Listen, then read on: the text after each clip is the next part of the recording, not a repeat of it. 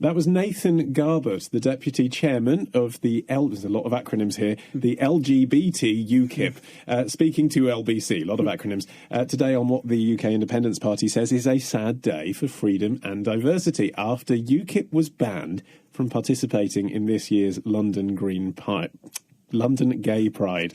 Organisers won't allow the party's presence in the parade at the end of the month, as they say they want to keep the event in the right spirit. Jenny, this is bizarre, isn't it? Even if the majority of people going to Gay Pride aren't UKIP supporters, surely the best way to try and get UKIP around to their point of view is to invite them there.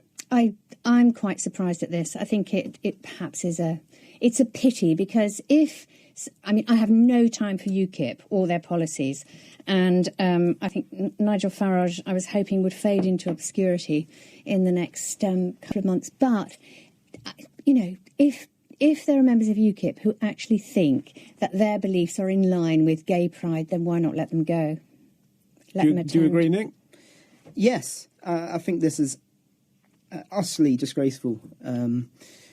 First of all, they were invited and they were cleared to go.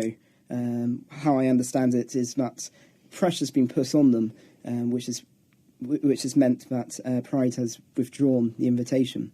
Now, this pressure, I think, is worrying, because it is trying to censor and saying that if you are someone who is gay or lesbian, that you must follow a particular political belief. I don't think politics really comes into, if a man fancies a man, you can have different political views. Actually, I think lots of the people who go on the march were the young independents, and they tend to be more sort of Douglas Carswell sort of UKIPers who are more libertarian.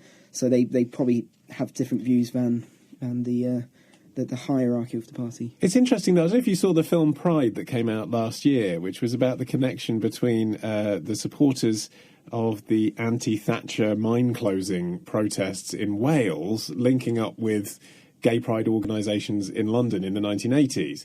And that film was all about how there was actually a political link between those two very disparate groups of people, Welsh miners and gay activists, because they both hated the Tories. So in a sense, there was a political history with the gay pride movement. And is it the case that actually some of those people can't let go, can't appreciate the fact that actually now there isn't that political allegiance, that you can be Tory, you can be UKIP and be gay? I think it is a learning process.